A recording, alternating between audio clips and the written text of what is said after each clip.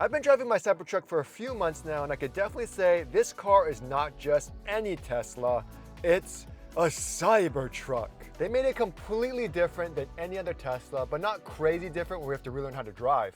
Overall, the basic stuff is the same, but they made the Cybertruck interface, as well as the fonts, as well as new animations, and everything completely different. So today we're gonna be going over all the settings, as well as the best things that I use on my Tesla Cybertruck. If you guys are new here, make sure to subscribe, and as always, like the video. So first off, let's quickly talk about your Tesla account. You create an email and an account before you purchase your Tesla. Then when you get delivery of your Tesla, that car as well as that VIN number is associated with your Tesla account. So say if someone hacks your Tesla account, they have access to some very important data. So before we even get started, if this is your first Tesla, go to a computer and log into your Tesla account and then enable two-factor authentication. This gives you an additional layer of protection, so when you do log in, you have to input a series of codes that changes all the time. Also, the Tesla app is a must to install on your phone, as it uses your phone as a key, and you can pretty much control everything about your car with your Tesla app. There is a way to turn off this feature in the Cybertruck settings, but I'll talk about that in a second. One cool feature is when you have your Tesla Cybertruck in the Tesla app, the fonts change this cool Cybertruck font. I did do a dedicated video on everything you need to know about the Tesla app, like adding 5 icons instead of 4, so make sure you guys check that out. Now your Tesla account is linked to your Tesla as well as all the settings, and it's all cloud-based, so if you ever rent a Tesla or get a Tesla loaner, all the settings transfer over to your new car. Now to access this, all you have to do is click on the little guy in the center, and then you can see your profile is synced here. You'll see it shows all the information. It used to show the full email address, so everyone knew my personal email address. But if you want to see more settings, you can go to driver profile settings and you'll see all that here as well. But you can also enable a local profile like I have on this side. In the settings here, you can also enable valet mode, which limits a ton of stuff, like limits acceleration. People can't open the front or open the glove box. But whenever you're on a different profile, whenever you change the climate or the seats, it all adjusts to that profile. So when it detects your phone, it automatically syncs to that profile. That way it links your profile to your phone key. If you have other people who drive the car, I'll talk about how the Tesla knows to prioritize one device over the other later. But again, it's just more ways to potentially get hacked, is having your profile on the cloud with all your settings on it, as well as your email address and all that stuff. And while Tesla security is good, it's just really risky. The reason why I keep talking about the security is I actually got my identity stolen. I had to go file a police report. They took our social security numbers. They created bank accounts. You can create credit cards without needing a social security number, by the way. It was insane. If you look on here real quick, look at this. Everydaychris. Real name. That's the second search that popped up. Like, why do you want to know my real name? And my phone number's leaked on the web somewhere. Like, I don't know, man. I don't know how these people keep calling me about my car's extended warranty. That's how life is, right? Like, everywhere you go, every previous addresses you lived at, phone numbers, relatives, it's all kind of linked back to you. So if someone really wanted to, they could look me up and find all this personal information about me and about yourself. So I actually went to a company that my police officer friend recommended to me, as well as some other content creator friends that recommended, and it's called Delete Me. So here's what I love about Delete Me. Yes, you have to pay, but I think for 2 years it's only like $209, so not that bad. The cool thing is they're constantly working in the background to scrub your data. So there's these people called data brokers, and they sell Everydaychris's information to random people so they can call me, call my wife and everything. Delete Me deletes all that stuff so they can't access any of that data. They also send you like a resume report every 2 months to show you a breakdown of everything that's going on. And it really helps just to kind of see what's going on in the background when you're just kind of doing your own thing. If you guys are interested, you can use my referral link for a discount. All up to you. Thank you for Delete Me for sponsoring the video. Let's talk about the interface of the Cybertruck settings. Ba-boom. Look at that. Look how cool that is. Already you can just see how different the main interface is for the Cybertruck. You get a full screen Cybertruck. You can move it around. You got like mountains there. It looks so good. The interface is so smooth.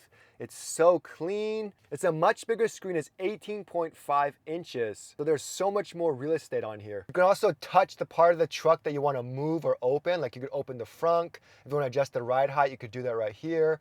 Open the charge port, the tonneau cover, pretty much everything you can do on the screen right here in this cool looking animation. And if you haven't seen the first Cybertruck unveiling where Elon Musk threw a metal ball at the bulletproof windows and it cracked, Oh man, it didn't go through. here's a fun little Easter egg for you. You can actually click this.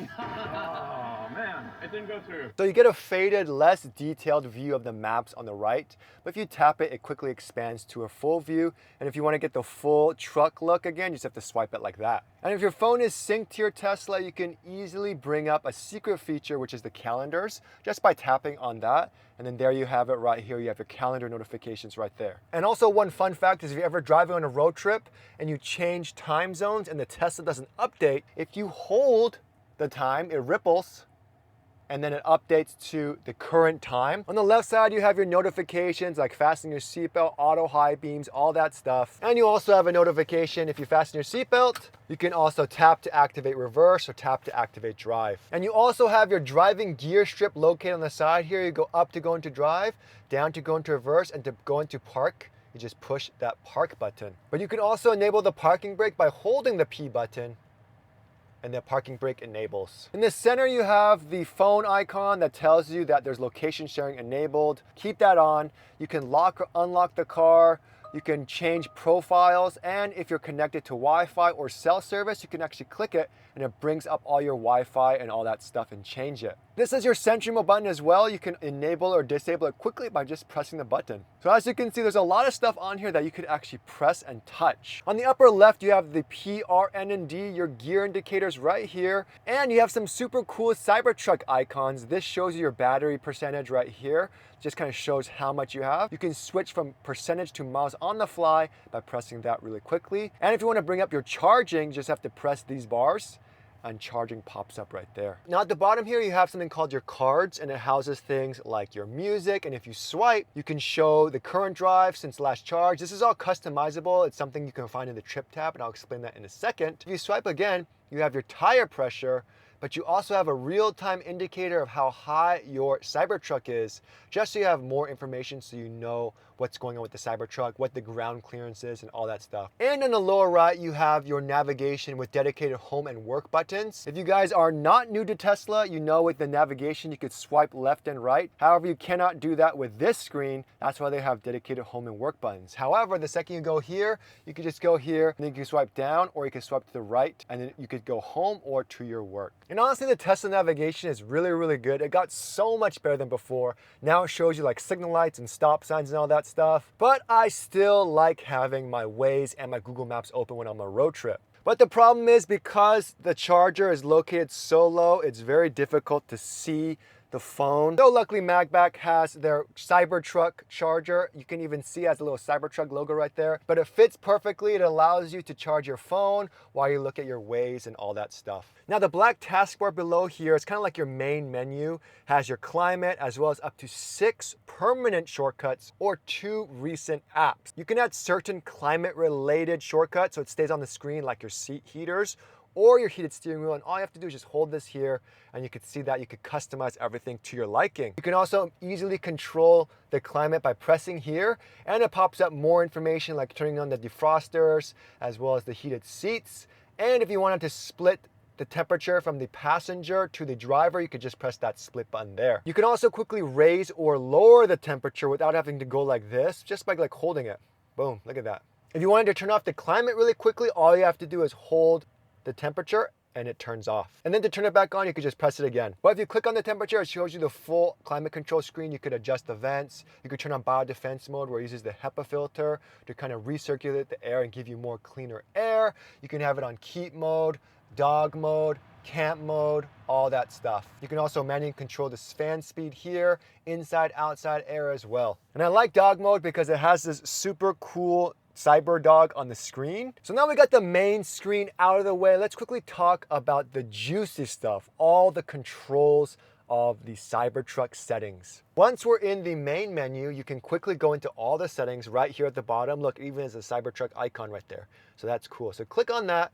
Then we have all of our settings here. At the top, very simple. You can search Cybertruck settings, and it kind of gives you some stuff they think you're going to look at and they think you're going to need. You can again change your profile on here just by clicking that. You can go ahead and quickly bring up the Bluetooth menu here, right here.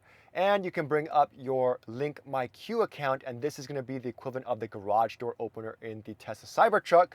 Unfortunately, you do need to pay a subscription to use this feature. And again, you have the cell service or the Wi-Fi. You can click to bring up the Wi-Fi, and you have any alerts in your Cybertruck as well. So immediately when you open the controls tab, you're presented with quick shortcuts like folding the mirrors, adjusting the mirrors and steering, enabling car wash mode, putting the car into neutral, changing the ride height, opening and closing the tonneau cover, headlights, brightness, and glove box. You'll notice no wiper blade function on here. To do that, you have to actually press on the wiper blade function on the Cybertruck, and then the menu kind of pops up here, allowing you to customize all that. But you have so many more options versus the other Teslas, which is partly due to that huge screen. Next is a fun one. This is dynamics.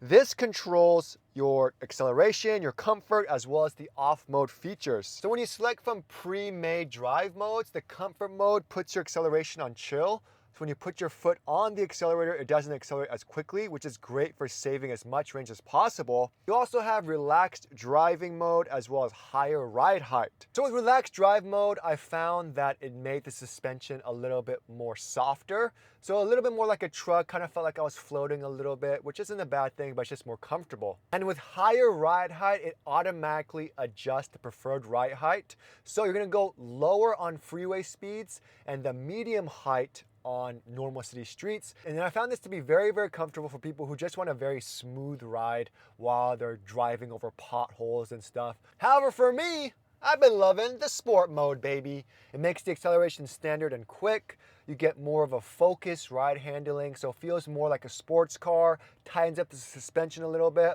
With the 35-inch tires though, it definitely still keeps all the bumps in check. I don't really feel any potholes as much, and it's probably the smoothest Tesla I've ever driven in my entire life. And the preferred ride height is on lower, so it keeps the suspension on low all the time. And this kind of just helps save more range and efficiency. And at the bottom, you have something called apply brakes when regenerative braking is limited. This is super useful if, say, your battery is at 95 or 100%. Because it's at such a high state of charge, the regenerative motors will not regenerate any energy back into your battery. So pretty much you won't feel that regenerative motors at all. What apply brakes when regenerative braking is limited does is it actually applies the brakes to give you more of a natural feeling. Just like if you were doing that one pedal driving and letting the motor slow down. Instead, it's actually just braking and slowing down for you. Auto shift out of park is super useful. Pretty much it uses the cameras to determine if there's an object behind you or in front of you, and it automatically knows to go into driver park, and all you have to do is tap the brake. Auto lower suspension puts the suspension on entry mode, which is the lowest the truck can go at 8 inches ground clearance every time you go into park. There's also custom, and custom allows you just to fine tune everything. So let's say you want chill acceleration, but you want more focused ride and handling, as well as a higher ride height, you can do all that stuff there. And of course, the reason why everyone gets a truck in the first place, right? Off-road mode. Now, the second you go into off-road mode, it tells you to do certain things, and then you just confirm it, and automatically it raises up immediately. You get a different user interface with the ability to see the temperatures as well as the ride height. And in a future update, you can lock the differentials. The interface is super clean. It looks super cool when you choose between Overland or Baja mode, but I kind of missed the Rivian layout when it just looks super cool when you change from sand, dirt, rock, and all that stuff. Now, once you're in off-road mode, you can go back to controls and you have the ability to control more settings like the ride height.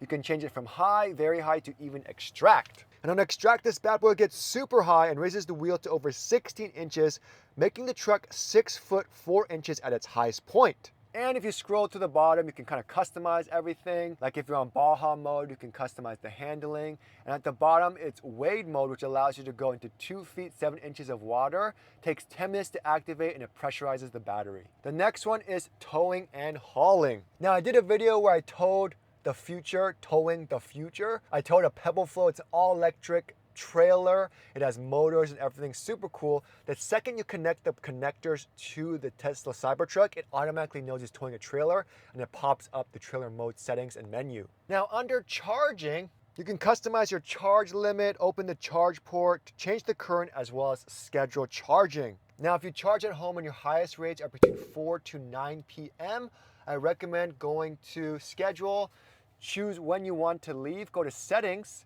change your off-peak charging hours, and change it to 3:45 p.m. It makes it so that it stops charging at 3:45 p.m.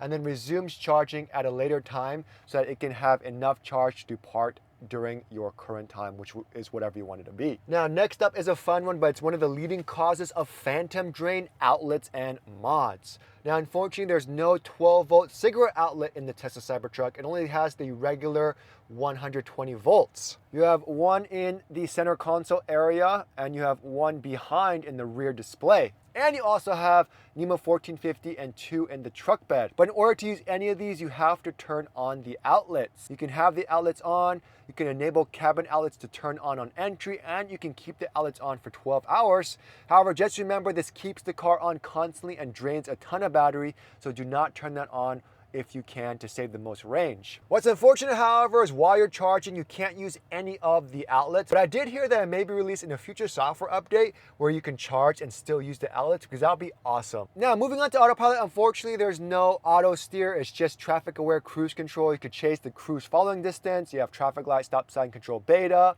You can set the speed of your cruise control. So you can set it to a fixed percentage, like 0 miles per hour at 65 miles per hour, say you're going.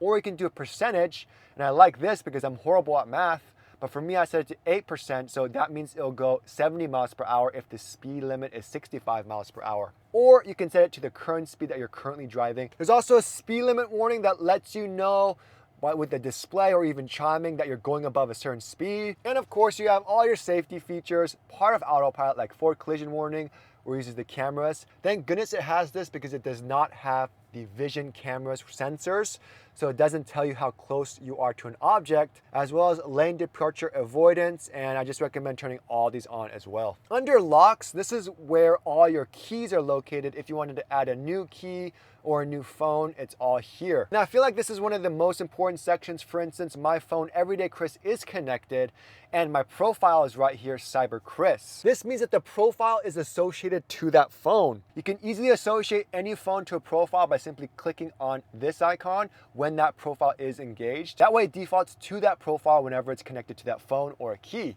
Now there's a setting where you can prioritize the device. So say if Everydaychris and Peanut Butter Jay-Z is both connected, it'll connect to my phone first. And to do that, it's very simple. Just go to your Bluetooth. You can go down here to Bluetooth, or you can just click on Bluetooth right here, and then it's gonna pop up the phone. You just have to expand it, and you have to just say it's a priority device. So whenever it's connected, it'll try to connect first. And of course, you can go ahead and customize the child lock. You can do a window lock, walk away door lock, driver door unlock mode, unlock on park, all these stuff. I like to have my car left open notifications on doors and windows, so it sends me a notification on my app if my doors or windows are left open. And if you want to, you can close your windows unlock, where when the car locks, it'll automatically roll up the windows. And down here, you can link your MyQ connected garage as well. Now, next up is a fun one, lights. Now, this is where you can control the headlights. Again, you could do that under controls, just like right here. However, this is kind of more detailed. You have auto turn signals, which is super important, especially with the stockless steering wheels. It basically just turns off the signal lights automatically when you change lanes. Bed light brightness allows you to manually control the bed lighting. On auto, it uses the ambient sensors to determine if the bed lights need to be turned on when the cover is open. And my favorite that only the Model 3 Highland has is accent lights,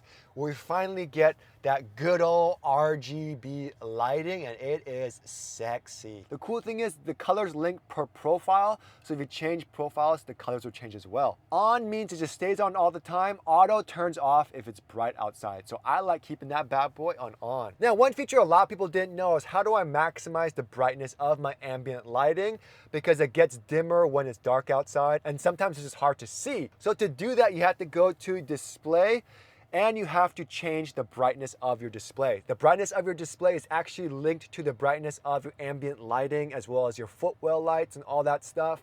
So for me, I like to keep it at 100% because I'm all about that RGB, baby. If you put your brightness on auto, it'll fluctuate up and down. That's why I kind of like to have it on max. However, I keep the appearance on auto because this can be super bright on the light mode. So when it's on dark mode, I have no problem seeing at all. Dome lights, I keep it on auto. Footwell lights, I keep that on as well. Now, we talked about display. Reduced blue light just makes it so it's more yellow when it's darker, so it's kind of like the night shift feature on an iPhone. Cybertruck logo makes it so it shows the Cybertruck logo every time you get into the car. Rear view camera, this one's a weird one. I don't know why they have the off feature, but you could turn off the rear view camera if you wanted to completely. You can also leave it on.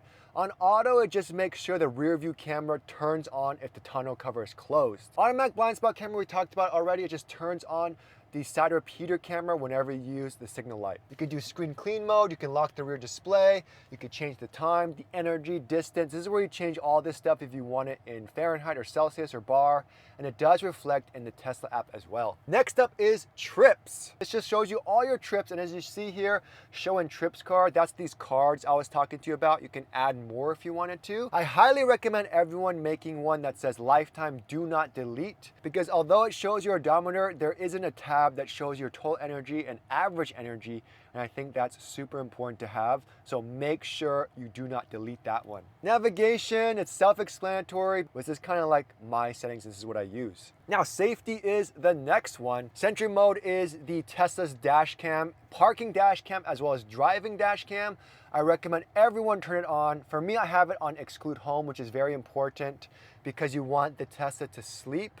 Helps recalibrate the high voltage battery, and it's just good for the car, and it helps prevent that phantom drain. Camera-based detection means that if the cameras detect motion, it'll start recording. If you turn this off, then it pretty much only will start recording if the car alarm goes off. So I recommend turning this on.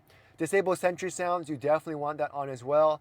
And view live camera view, the mobile app, everyone has to turn that on so you can see a 360 view of your Tesla Cybertruck while it's parked with Sentry mode on. Dash cam, I have it on auto, so it automatically starts recording if there's an event, like if you get into a car accident or if the airbags deploy. Also on honk, so whenever you honk the horn, it will also save the dash cam clip. And of course, you can always save the dash cam clip by simply pressing on the dash cam icon. And I'll talk about this in a second, which is why I recommend everyone having at least that dash cam icon on here, so you can easily just press it and it saves the dash cam footage. Rear view cameras here again, automatic blind spot camera, blind spot collision warning chime. I thought this was like the Mercedes, where if you use the signal light, it'll beep once to let you know someone's there. However, it doesn't do that. It'll only beep if you're about to collide into a person. Blind spot warning light is that red bulb in the A-pillars. That's nice to have as well. Now here's the area where if you don't trust technology and you don't want to get hacked, you could definitely disable all Tesla app features, and that's allow mobile access. And if you want to be even safer, you can enable pin to drive. What that does is it creates a pin. So let's just do a random pin. So whenever you try to start the car, it'll ask you for that pin. But the beauty is, to avoid fingerprint guessing, it moves on the screen every single time you try to enter that pin. And that is a nice hidden feature. And if you want to clear the pin or reset it, you just have to do it on the app. Glove box pin, that's important. Keeps your glove box locked so no one can access it. Speed limit mode limits the speed. Automatic 911 call is a new update. So whenever you get into a car accident and the airbags deploy, it'll automatically call 911 if your phone is connected. Joe mode is super cool. It just reduces all of the interior chimes, so it's more quiet. So in case you have a kid sleeping or someone sleeping, it just makes it more comfortable. And if you scroll down here, you can enable the parking brake by putting your foot on the brake, or do it like what I said and just hold the P button on the drive strip. Power off is a nice one. It's kind of similar to having your car go to sleep. I still like the deep sleep method, but if you ever wanted to power off your car for a few minutes, you could just press that button and then just make sure you don't touch anything for at least 5 minutes, and the car will kind of go into a deep sleep. Moving on to service. Now service, you have your PSI here. You have your tire service mileage, which is weird. They always want you to rotate every 6,250 miles. And you have your recommended pressure. You have all these features. Owner's manual, car wash mode. You can adjust the headlights here. You can preview the cameras and do all that stuff here. Next up is a fun one, software. It tells you your Cybertruck Foundation series. You can change the name of your Cybertruck on here, or you can even use the app. And it just gives you more vehicle information if you wanted to see that. If you scroll all the way down, it tells you your software version. You can choose from standard or advanced. I recommend everyone putting it on advanced. It just makes it so it pushes the updates to your truck faster. Now we park our truck outside. I always had issues connecting to the Wi-Fi because I was too far away from the router, so I could never download the updates. However, once I got the Netgear Orbit 970 series Wi-Fi mesh system, all my problems went away. This router was made for future-proofing. It supports Wi-Fi 7. It has the latest and greatest antennas. I did a dedicated video on it being the most luxurious Tesla accessory. I'm able to download software updates on my truck 50 or more feet away from my home, including drywall and all that stuff. Now, one super secret menu that I'm surprised a lot of people still don't know about, but it avoids unnecessary visits to the Tesla service center and allows you to do things you can't do, is the Tesla secret service menu. So let's check it out. So to go to that, you simply have to go to your Cybertruck logo, you hold it, it ripples, you type in service as the password, and that's it. Enable. When you have this enabled, you're allowed to see other alerts, you're allowed to see and customize stuff. So let's just say you're having issues with your cameras, like I had issues with my vision system cameras, and all I had to do was reset the DAS and it was able to recalibrate and function no problem. If you're ever having issues with the windows, you can calibrate the windows here. And if you're ever having issues with the tonneau cover, you can calibrate the tonneau cover as well. So it's super nice, super fun to see just kind of all this stuff happening and what the Cybertruck's all about. So it's nice to have. And if you ever want to exit, just press that exit button. Now the other ones are pretty self-explanatory, like Wi-Fi, as well as Bluetooth, all that stuff. And if there are any upgrades for your Tesla Cybertruck, you can go ahead and hit that there. Now let's quickly talk about the icons right here. We talked about the climate already. It pops up right there. You can easily move and customize stuff like the seat heaters. You can add it in as well. You have the calendar. You have the ability to bring up the cameras in the front and the rears here quickly so you can kind of see. You can use the front windshield washer to wash the front camera if you wanted to as well. These are my icons. Do what you want, but I like having some of these icons here. When you are in drive, you can press this button and it'll save the dash cam clip. And you can always view previous dash cam clips easily right here. You have the energy tab, which is so accurate. I highly recommend everyone checking it out. When you're driving, it tells you what your projection is going to be. It tells you if there are issues and why you're getting less range than advertised. It breaks everything down for you. It even does it in park as well. And of course, you have your streaming here. You can choose between Bluetooth, streaming, and all that stuff. For me, I only have these enabled, so let's go ahead and edit that right now. All we have to do is go to our card. And again, if you could press that to go to your music, but press on here, then you can adjust the tone, the balance, options, and sources. These are all the sources.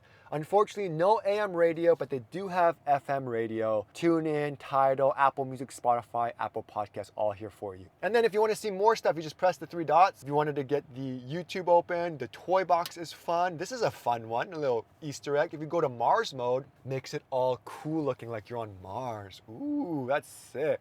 And of course, you could change and customize your lock sound as well as do a light show for your Tesla. Maybe I should do another hidden Easter egg video on all cool things about the Tesla Cybertruck. Let me know in the comments below if you guys want to see it. But there you have it, guys. That is all the Cybertruck settings if you guys were interested or if you have a Cybertruck. Hope that video helped you guys. Anyways, thanks so much for watching and I'll see you guys next time.